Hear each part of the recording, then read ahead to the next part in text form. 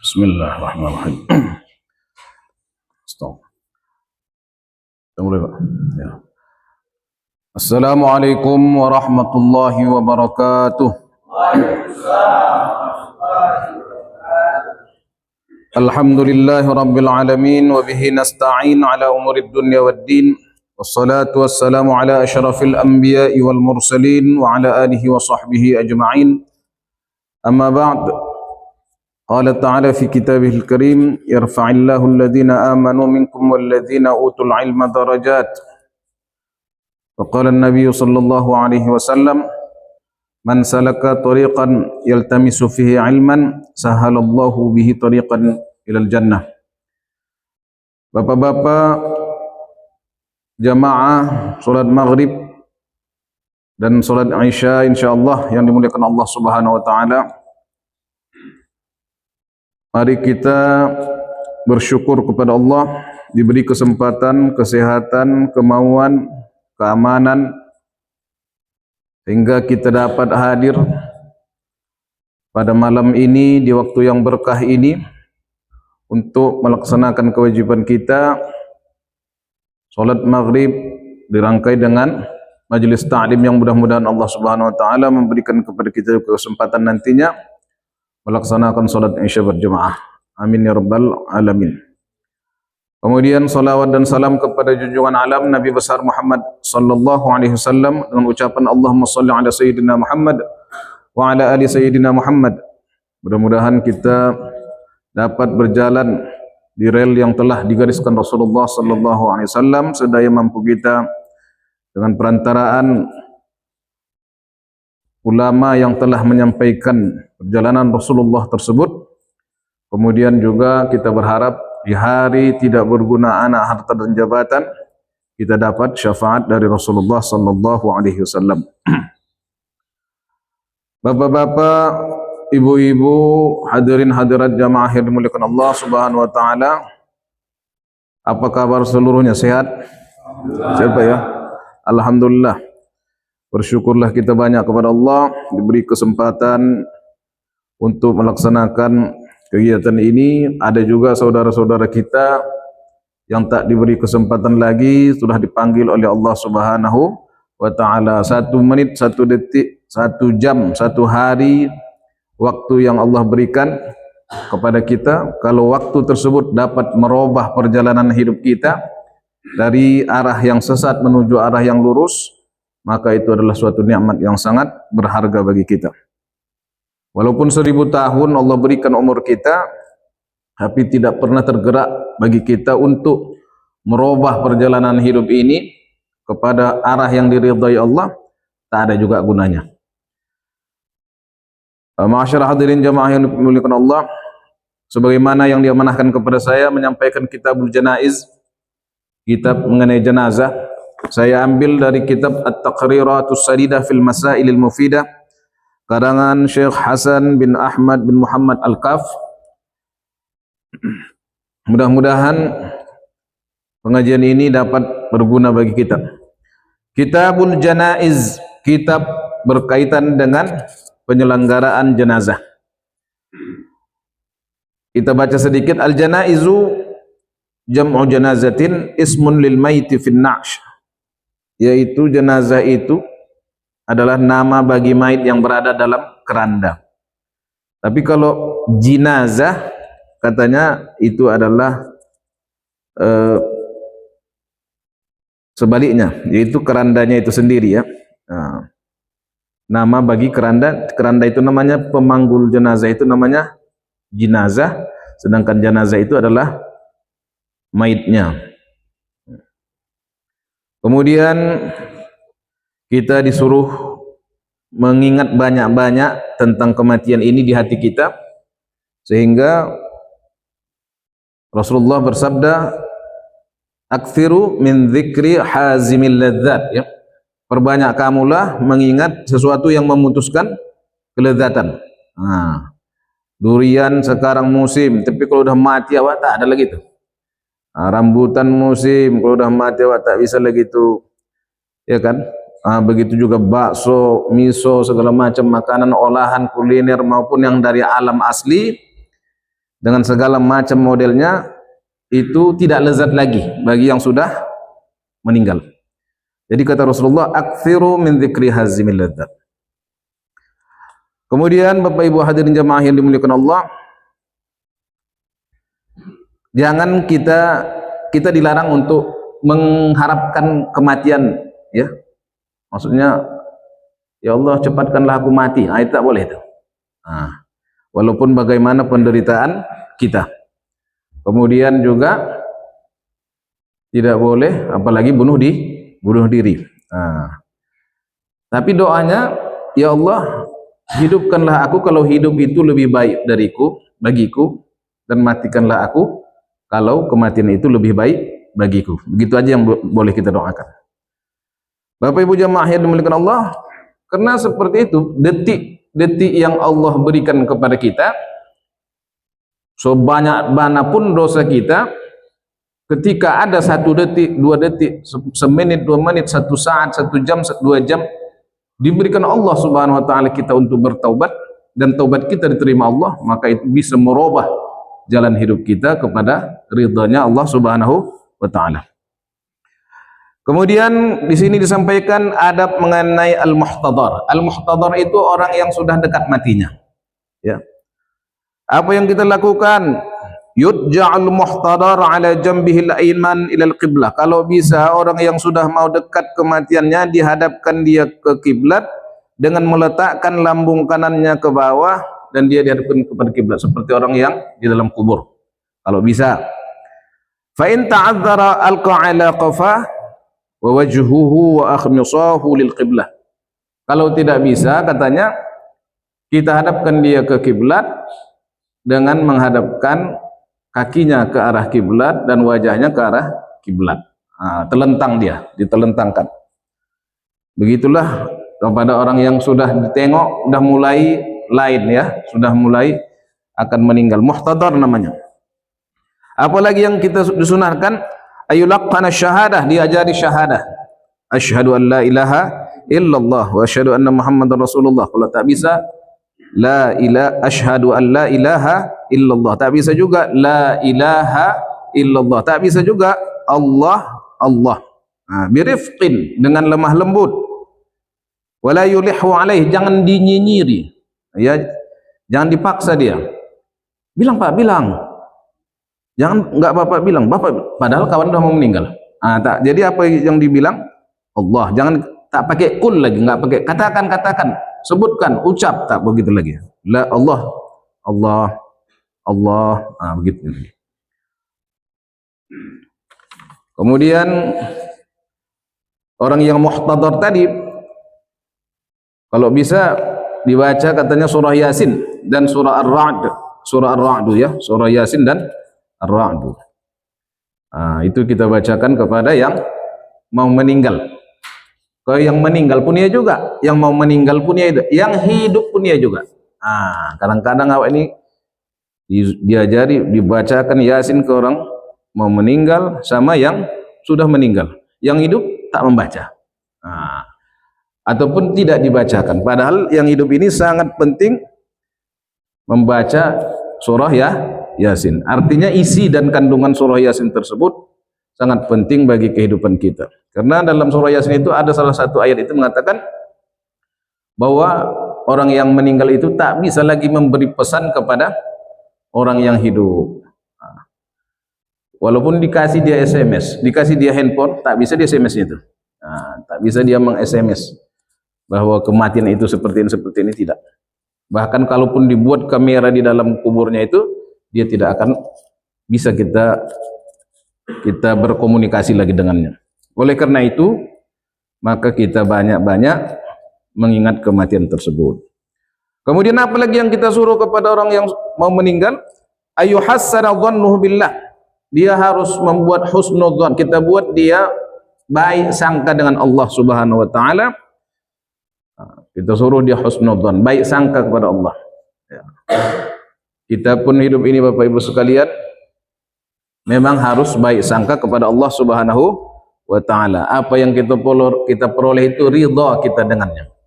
Apa yang kita dapatkan itu ridha, baik itu sedikit maupun banyak, baik itu yang sempit maupun yang lapang, baik itu sedih maupun bahagia. Kita ridha dengan apa yang diberikan oleh Allah Subhanahu wa taala, sehingga kita baik sangka dengan Allah. Apa yang diberikannya itulah yang terbaik. Apa yang diberikannya itulah yang terbaik. Mungkin di masa lalu ada pilihan-pilihan kita yang kalau kita berandai-andai, kalau mungkin saya seperti ini dulu, pasti saya seperti ini sekarang. Belum tentu. Jadi apa yang udah ada ini sekarang ini, inilah yang terbaik. Apa yang sekarang ini kita peroleh, itulah yang terbaik. Walaupun kalau Bapak Ibu analisis bandingkan dengan yang lain, dengan kawan-kawan, kalau kawan-kawanku udah DPR RI semua, misalnya, kalau aku masih di sini, tak boleh kita bandingkan seperti itu. Berarti kita buruk sangka dengan Allah, ya kan?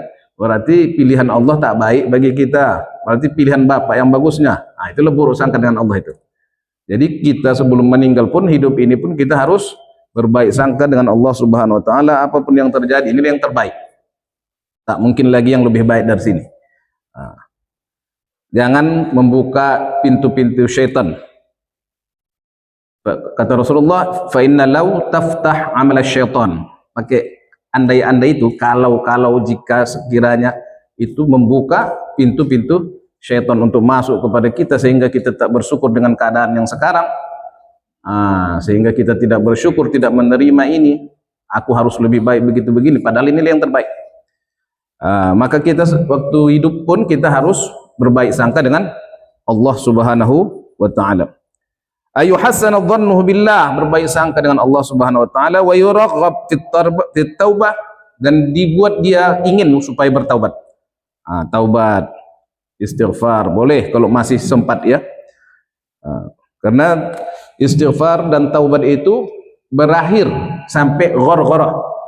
Sampai ghargharah udah tak bisa lagi, itu tak terima taubat lagi. Kalau masih sakit dia masih diterima taubat.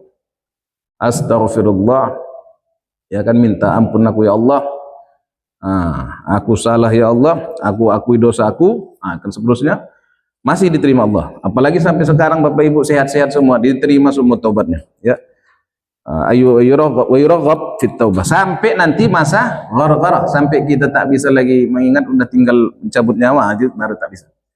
Firaun pun begitu juga, sempat juga dia mau taubat di akhir hidupnya waktu dia karam itu, tetapi sudah di akhir betul.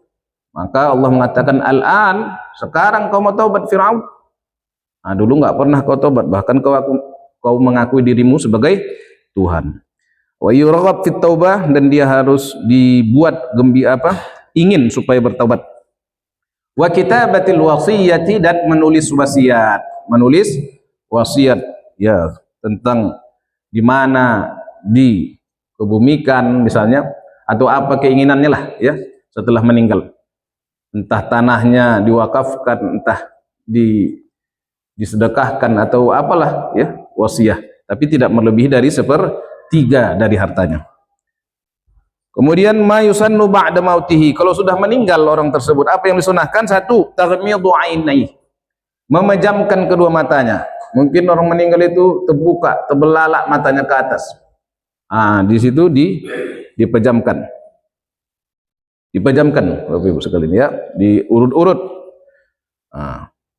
Kemudian syaddul lihyaihi bi'asabatin 'aridah yarbituha fawqa ra'sih. Kemudian mengikat kedua rahangnya dengan tali yang lebar, jangan tali plastik ya. Jangan tali rapi pula ya, dengan kain ya, yang agak lebar sehingga tidak menimbulkan bekas. Yarbituha fawqa ra'sihi, diikat seperti itu.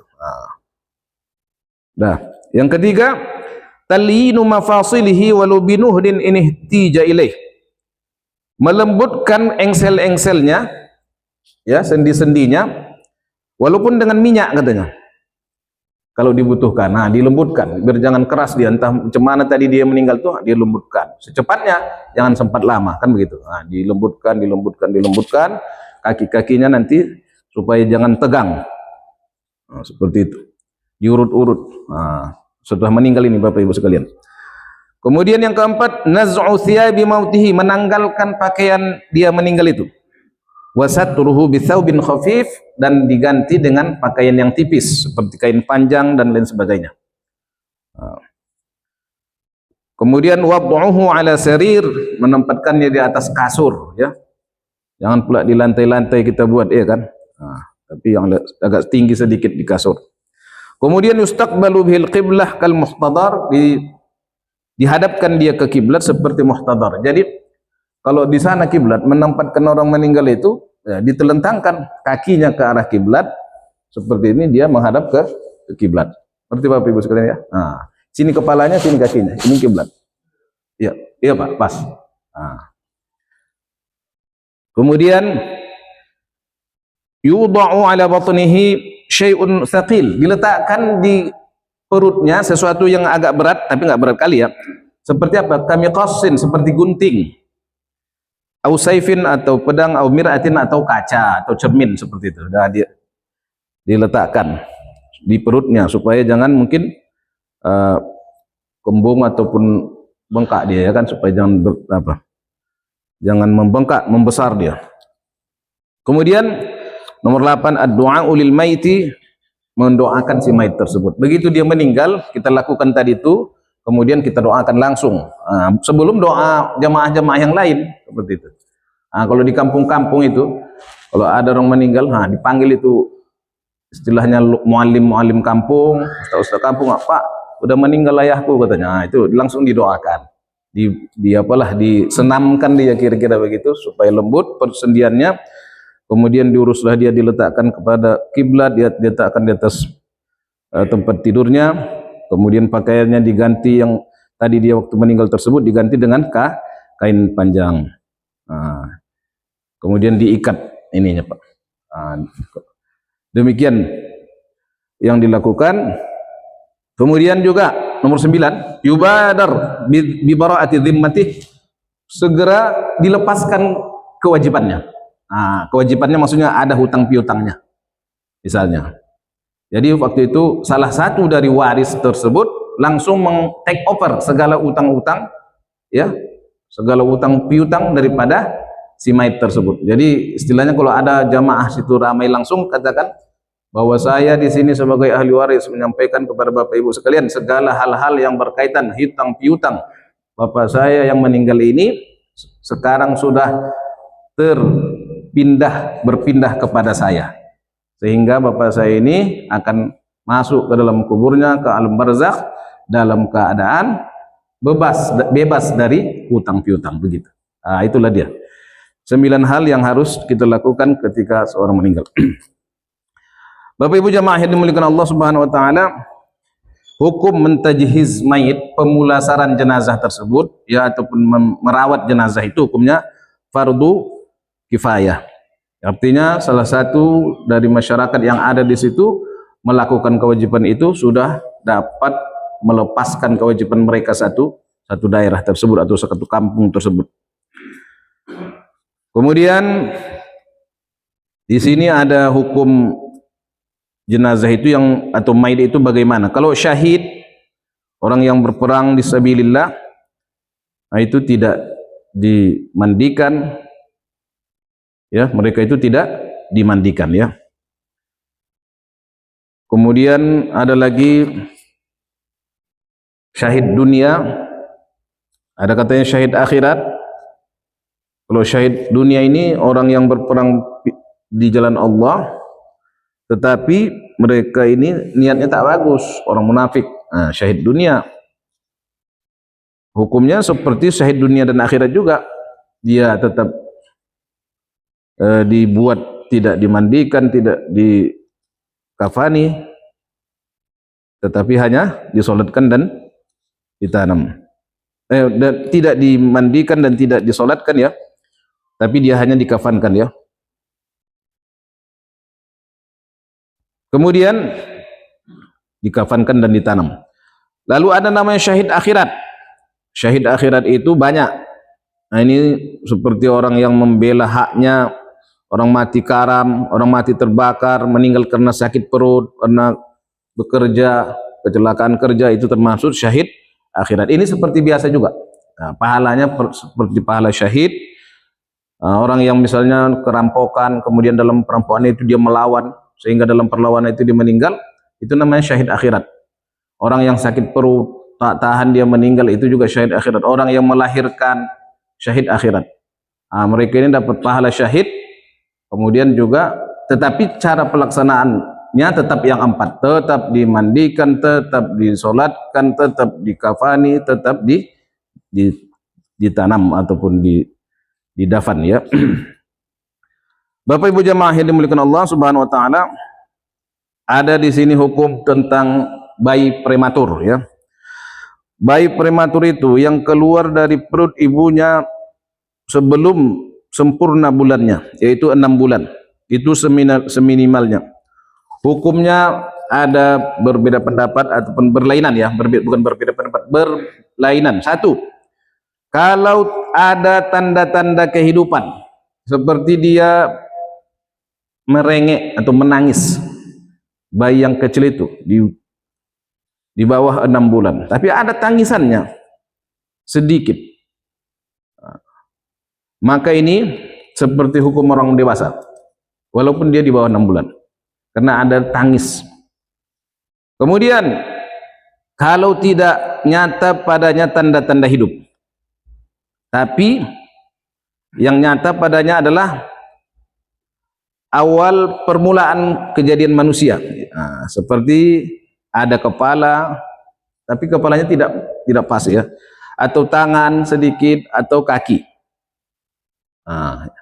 maka hukumnya dimandikan, dikafani, dan tidak disolatkan serta ditanam, ya, serta ditanam. Kemudian kalau tidak ada padanya tanda-tanda kehidupan, ya memang seonggok daging saja begitu, ya, maka ini, ya, ini tidak wajib sesuatu atasnya, tidak diapa-apai, tapi disunatkan dia dibungkus kemudian ditanam.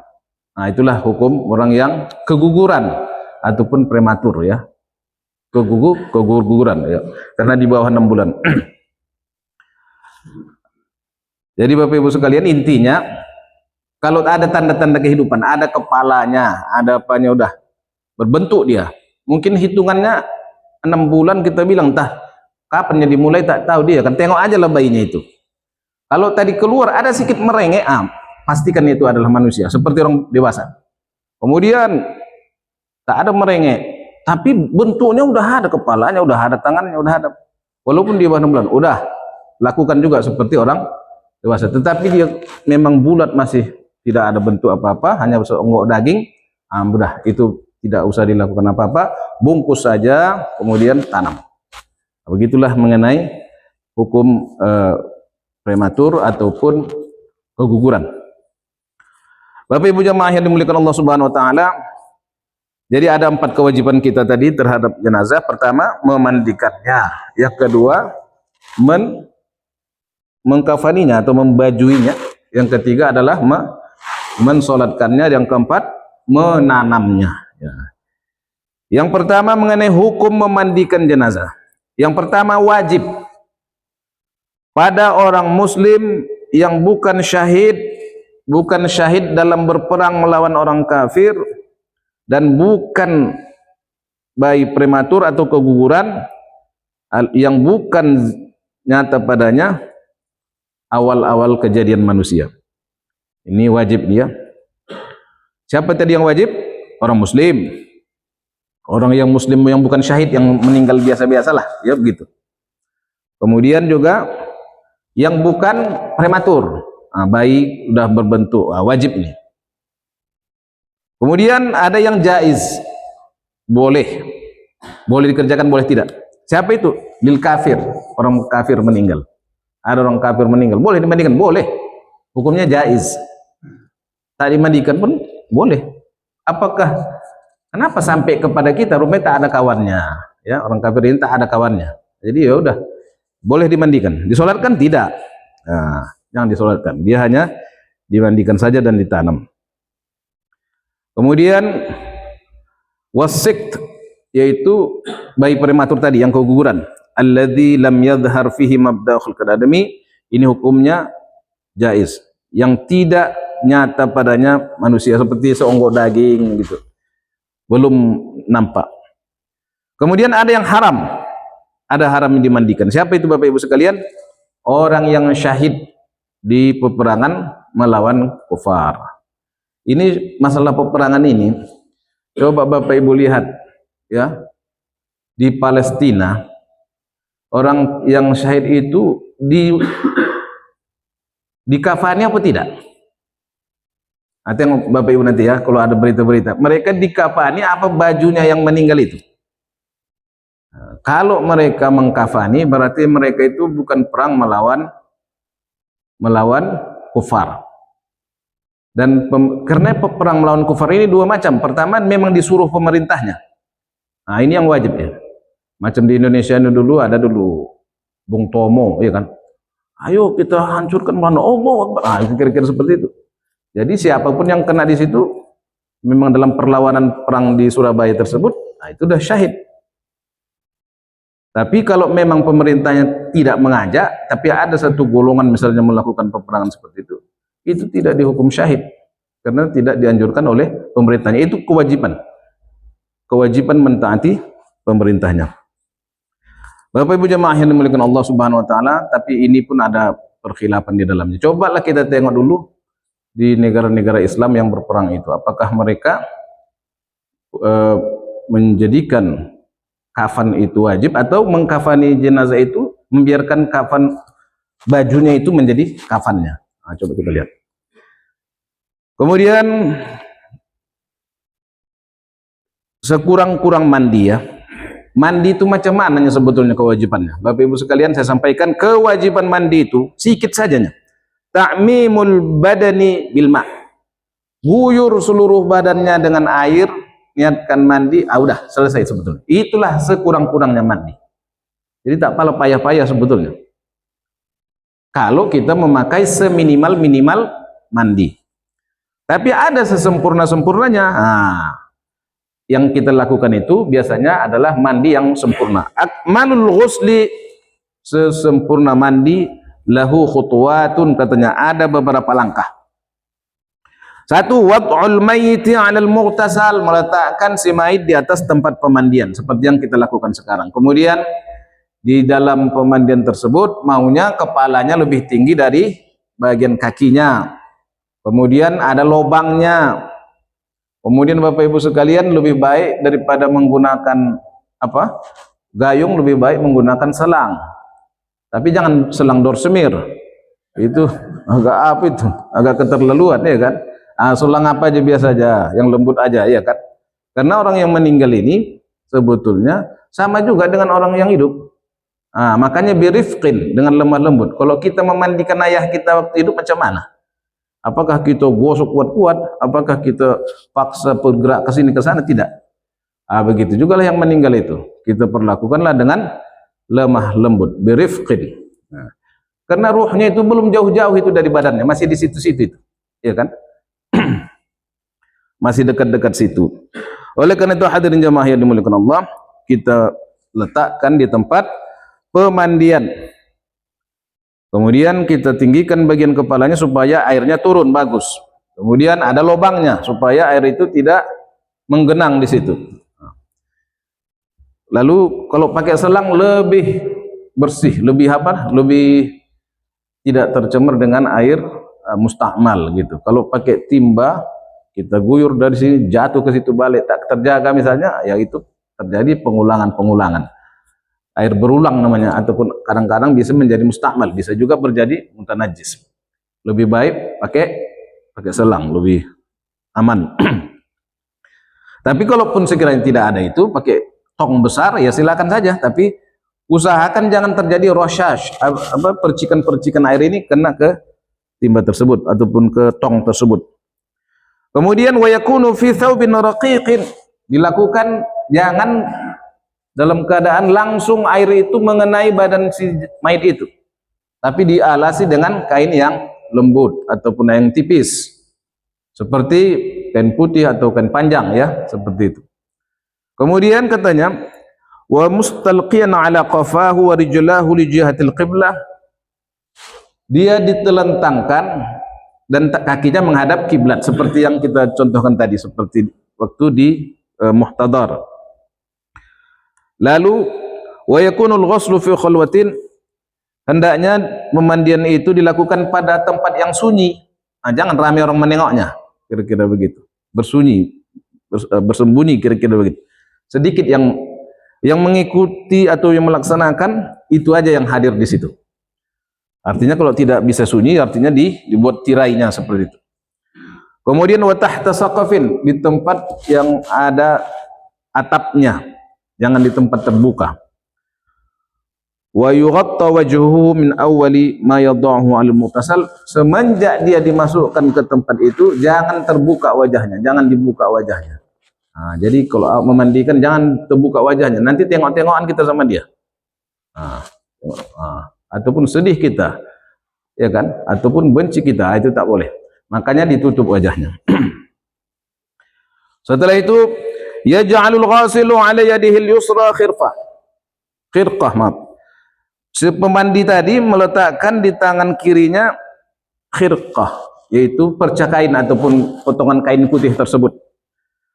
Wa yasubbu 'al maiti ma'an khalisa, lalu dituangkannya lah kepada si jenazah itu atau si mayit itu air yang bersih tanpa ada campuran, min ra'sihi ila qadamaihi, dari kepalanya sampai ke kedua kakinya.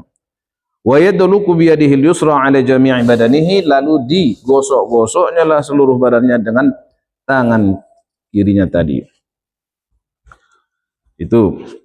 Lalu Bapak Ibu sekalian, yusnidul ghasilul maita birifqin, disandarkan si pemandi tadi menyandarkan si mayit dengan lemah lembut. Ini kalau yang sendiri nih pemainnya. Sendiri pemainnya beginilah dia. Tapi kalau kita di sini jarang sendiri tuh. 2-3. Jadi kalau 2-3 udah. Tidak seperti ini. Kalau satu orang dia pakai lutut ini. Ada lutut-lututnya, ada apa. Tapi kalau beberapa orang, kita tinggal kalau mau membalik dibalik pelan-pelan, sama-sama membalik, iya kan? Sama-sama membalik ke kanan, sama-sama membalik ke kiri. Bapak Ibu jemaah yang dimuliakan Allah Subhanahu wa taala. Kemudian setelah itu katanya, wa yadul ghusl yumna takunu ala katifil mayit. Ini teknisnya aja nih. Wa ibhamu yadihi ala nafrati li alla yamila ra'sahu, supaya jangan terpelekok kepalanya katanya. Wa yamsahu hina idzim yadihi al-yusra batnahu. Kemudian pada waktu itu kalau kita nanti rame-rame atau 2-3 orang, agak diberdirikan atau didudukkan sedikit si mayit tersebut, jangan berbaring tapi didudukkan, satu orang menyangga, kemudian satu lagi memijat ataupun menekan perut si mayit supaya keluar apa yang ada dalam perutnya tersebut, lalu dibersihkan. Kemudian jangan lupa pula pakai pewangi waktu itu, karena jangan terjadi bau ya. Dan air tidak berhenti, terus kita kucurkan terhadap si mayit tersebut supaya jangan tercium ya, terdapat bau-bau lagi di jenazah tersebut ataupun di mayit tersebut. Kemudian si pemandi juga membersihkan kotoran-kotoran yang ada di kuku-kukunya, di telinganya, di hidungnya, di mulutnya, dan juga di matanya. Segala lubang-lubang ini ya, segala lubang-lubang yang ada dibersihkan. Bapak Ibu jemaah yang dimuliakan Allah, wa yuwaddi'ul ghasilul maiti wudu'an kamila, lalu diwudukkanlah si mayit tersebut dengan wuduk yang sempurna, diwudukkan dia. Diwudukkanlah dia dengan niat yang wuduk yang sempurna, wajahnya, tangannya, tangan kanan, tangan kiri, kepalanya, telinganya dan kakinya. Kemudian kalau sekiranya pun dia misalnya sebelumnya melakukan madhah ataupun menyikat giginya, tidak apa-apa dengan kain tersebut. Kemudian si mayit tersebut melakukan sidir ya, kayu bidara ataupun bidara daun bidara. Kalau tidak ada, pakai sabun atau selainnya. Kalau sekarang sabun banyak, ada sabun misalnya Lifebuoy ataupun sabun cair ya, atau sabun yang ada juga sabun cair, itu boleh kita buat. Kemudian itu dilakukan katanya 3 kali. Yang dibasuh itu adalah kepalanya mulai dari atasnya sampai ke bawah. Bapak Ibu jamaah yang dimuliakan Allah Subhanahu wa taala, yuzilul ghasil sidir. Kemudian yang kedua, setelah dibuat tadi sabun atau sidir tadi, lalu itu disiram lagi yang kedua kali. 2 ya. Kemudian yang ketiga barulah dibasuh dengan air yang bercampur dengan kapur barus. Nah, katanya jangan terlalu banyak kapur barusnya, jangan sempat merubah warna air tersebut. Nah, jadi sekali mandi bersihkan air putih, kemudian air bidara atau sabun, kemudian dicuci air sabunnya, kemudian dibasuh pakai air kapur barus. 1, itu dihitung 1. Ulangi lagi, masuk lagi air sabun, masuk lagi air biasa, kemudian masuk air kapur barus, itu dihitung 2. Lakukanlah seperti itu. 1, 2, mau 3 boleh, mau 6 boleh, mau 9 boleh. Nah, itulah lakukan. Bisa 3, bisa 5, bisa 7, bisa 9. Nah, jadi intinya yang dihitung 1 itu adalah 1 air putih, 2 air sabun, 3 air pembersih sabun, yang keempat air kapur barus. Itulah sekali jalan. Itu dihitung 1. Boleh dilakukan 3 kali, boleh dilakukan 5 kali, boleh dilakukan 7 kali, boleh dilakukan 9 kali. Jangan pala 9 kali, ya, terlalu ya kan. Nah, bukan mayat pun, awak pun kedinginan ikut itu ya, kalau 9 kali.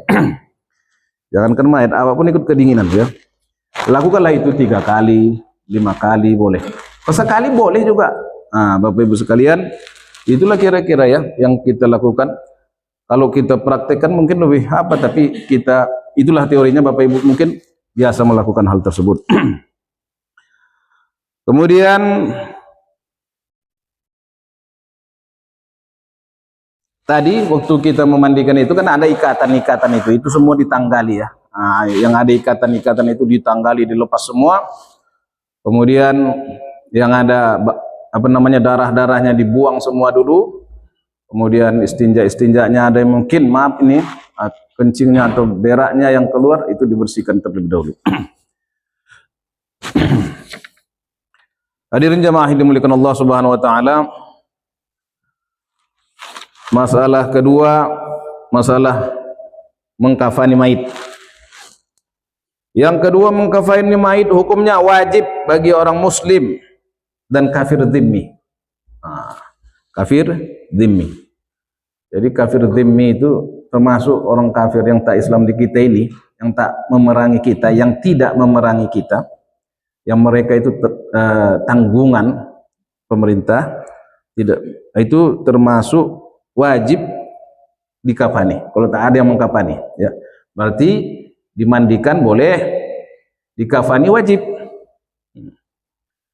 Kalau mereka itu tergolong kepada kafir dzimmi.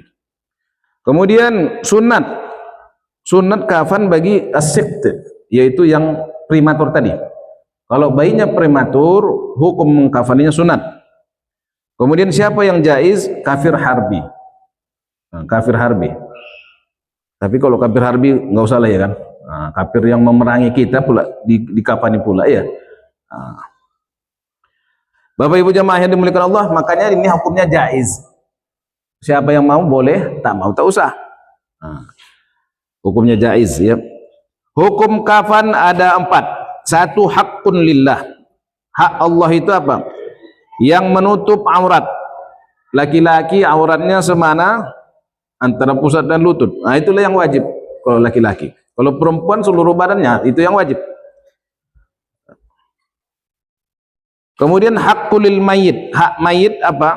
ma yasturu baqiyatal badan minal lafafatil ula, yaitu yang menutupi seluruh badan daripada lapisan pertama. Fayajuzu isqatuhu idza awsal mayit bidzalika 'inda Ibnu Hajar wa 'inda Ramli annahu haqqun mushtarak lillahi walil mayit fala yajuzu isqatuhu.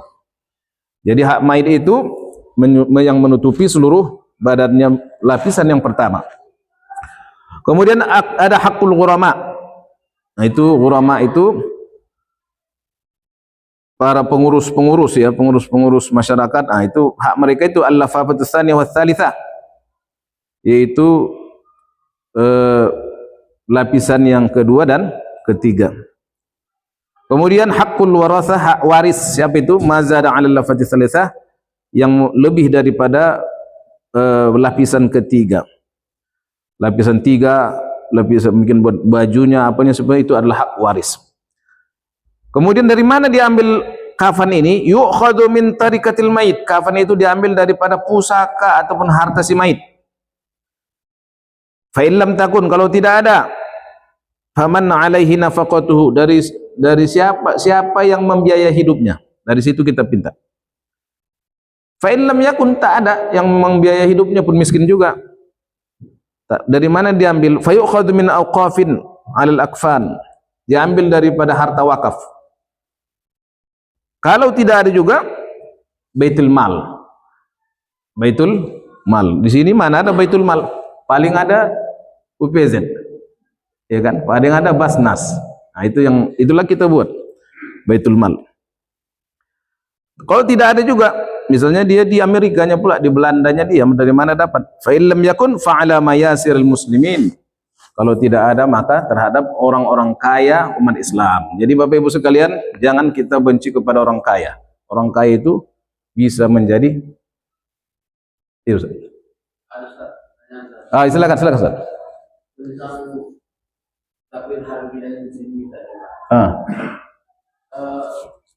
Setahu saya yang kita lakukan kepada kafir muslim itu adalah hadir dalam pemakaman. Ya. Melihat yang meninggal. Dan mereka.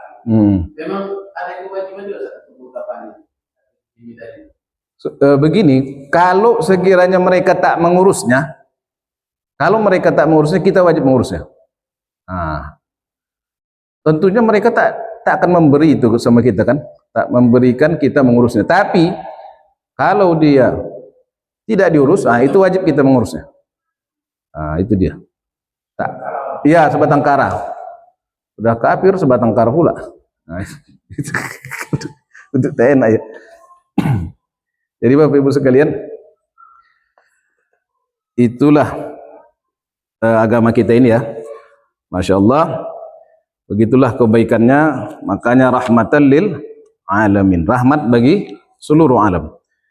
Aqallul kafan, sekurang-kurang kafan yang wajib. Saubun ya'ummul mayyita, satu lapis kain yang meliputi seluruh si mayit. Sawaun akana rajulan am imra'atan, sama ada dia laki-laki ataupun perempuan. Itu sekurang-kurang kafan. Sesempurna-sempurna kafan bagi laki-laki 3 lapis putih, dan bagi perempuan 2 lapis, 1 kain, 1 komis atau gamis, dan 1 tudung. Itu bagi perempuan. Bapak Ibu jamaah yang dimuliakan Allah Subhanahu wa taala, teknisnya mungkin sudah kita pelajari, banyak digunakan kapas-kapas ya.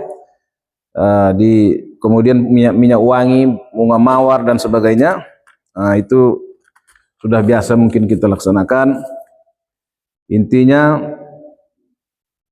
kemudian ikatan-ikatan kapan itu, kemudian kain-kainnya sudah biasa kita lihat, itu tak kita baca lagi itu ya.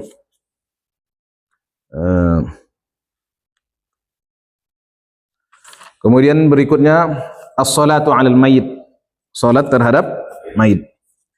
Hukum salat terhadap mayit satu wajib kalau dia Islam dan bukan syahid dan bukan yang keguguran.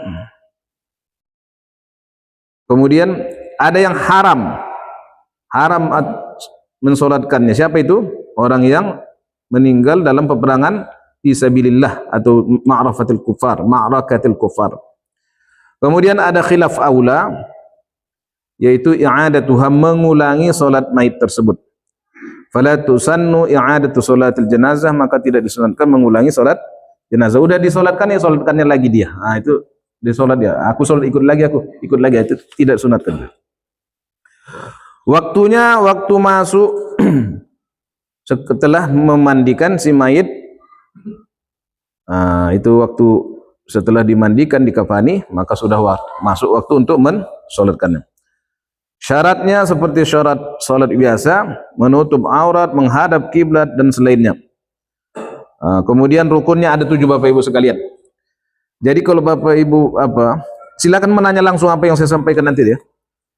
Rukunnya 7, 1 niat. Jadi dia mengatakan usolli ala hadal mayit, sengaja aku salat terhadap mayit ini. Ini yang gampang sebetulnya. Tapi banyak kita asalkan mensolatkan di masyarakat, saya tengok ya, di sini tidak mungkin. Asalkan mau menyolatkan pikiran ke pinggir-pinggir, tak jadi ya, menjauh begitu. Padahal gampangnya menyolatkan ini Bapak Ibu sekalian. 1, usolli ala hadzal mayit, sengaja aku salat terhadap mayit ini. Udah itu aja. Tapi katakanlah imam makmuman ya, karena berimam. Kemudian tak pandai kita, ada sengaja, siapa yang meninggal itu?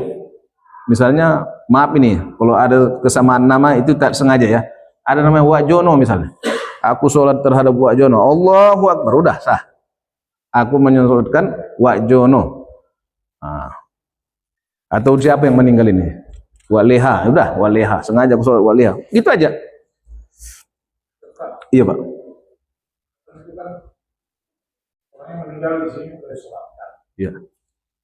Dibawa ke kampung, kamu sholatkan. Kalau disolatkan lagi, sebetulnya tidak i'adah namanya Pak. Yang i'adah itu kita sendiri mengulangi balik. Udah kita mensolatkan di sini, pergi kampung solat lagi kita. Kalau yang di sana itu menyolatkan tak apa-apa. Iya. Iya. Iya, sunat aja itu. Kalau mereka dapat sunatnya, kita yang fardu kifayahnya. Siapa yang duluan itulah yang menjadi fardu kifayah, di sana hukumnya sunat. Tapi kalau mengulang, tadi udah sholat dia di sini, sampai kampung sholat lagi dia, itu juga orangnya yang menyolatkannya. Itu yang ada itu tak disunatkan, mengulang-ulangi sholat jenazah. Tapi kalau sholat zuhur, sholat isya 2 kali nggak apa-apa, karena yang ada boleh ya. Kalau sholat ini tidak dianjurkan seperti itu. Kemudian niat itu Bapak Ibu, usolli ala hadzal mayit, itu kita pertegas sengaja aku sholat atas mayit ini. Kalaupun tak bisa Bapak itu, sengaja aku sholat si anu. Tak bisa juga, sengaja aku sholat terhadap yang disolatkan imam. Ya, sengaja aku sholat kepada siapa yang disolatkan oleh imam. Allahu Akbar, udah itu, nggak tahu kita entah wale, mentah apa namanya, pokoknya siapa yang disolatkan imam itu, itulah aku sholatkan. Boleh itu dah. Itu satu ya. Yang kedua, kalau dia sebut tapi salah, sengaja aku sholat kepada Wak Leman, rupanya bukan Wak Leman yang meninggal, itu batal sholatnya. Kira-kira begitu. Jadi jangan salah orang, sekali aja bilangkan aja, sengaja aku sholat terhadap yang disolatkan oleh imam, udah aman lah itu. Kemudian kalau kita ini kan jarang ya mensolatkan rame-rame, tapi di luar negeri kita lihat ada yang 10 sekali solatkan, ada yang 5 sekali solatkan, atau di bencana ya, di Aceh kan kejadian kemarin banyak sekali solatkan misalnya. Boleh itu, boleh. Jadi sengaja aku solat atas hadhil janaiz, jenazah ini begitu. Kemudian doanya tentunya agak dirubah sedikit. Kalau bisa, Allahumma ighfir lahum warhamhum wa'afihim wa'fu anhum. Kalau bisa, kalau nggak bisa, yang menjadi perempuan pun jadi nggak apa-apa Bapak Ibu sekalian. Ya, kalau nggak bisa pokoknya kita mendoa aja. Allahumma ighfir lahu, biar itu perempuan, biar itu laki-laki, apa yang Bapak bisa doakan sajalah. Ya, doakan sajalah. Tapi kalau yang bagusnya, kalau laki-laki Allahumma ighfir lahu warhamhu gitu, wa'afihi wa'fu anhu. Kalau perempuan, Allahumma ighfir laha warhamha wa'afiha wa'fu anha. Ada kawan saya menambah kalau bencong katanya he katanya. Allahumma firlih he warham he wa'afi. Katanya begitu. Jadi saya itu ecek-ecek dia itu ya. Pokoknya hu sama ha itu aja. Saya Pak. Ya. Laki-laki dan perempuan sekali sholat kami. Ya. Di kuburnya pun gitu juga. Sekali kubur itu Iya. kan langsung banyak. Iya, iya. Karena perempuan juga. Iya, iya. Dikuburkan sekali banyak tapi lain tempat Pak ya. Lain lubang ya. Kuburnya kan langsung Oh, panjang-panjang gitu. begini kan. Iya, iya, iya. Nggak apa-apa Pak. Nah, nggak apa-apa. Stop. Jadi sekali lubang besar gitu ya. Iya, iya. Iya, itu tidak mengapa Pak. Jadi Bapak Ibu jemaah yang dimuliakan Allah, sampai situlah dulu pengajian kita terhadap jenazah ini. Mari kita banyak-banyak mengingat mati. Kemudian mari kita membuat amal kita setelah kita mati nanti ada yang kita petik, ya kan? Kehidupan dirinya hanya sementara. Maka inilah kehidupan yang sebenarnya. Mudah-mudahan Allah Subhanahu wa taala menjauhkan kita dari segala kesombongan dan kebodohan dalam menilai kehidupan ini sehingga kita terjerumus kepada kesesatan. Wallahu muwaffiq ila aqwamit thoriq. Assalamualaikum warahmatullahi wabarakatuh. Waalaikumsalam.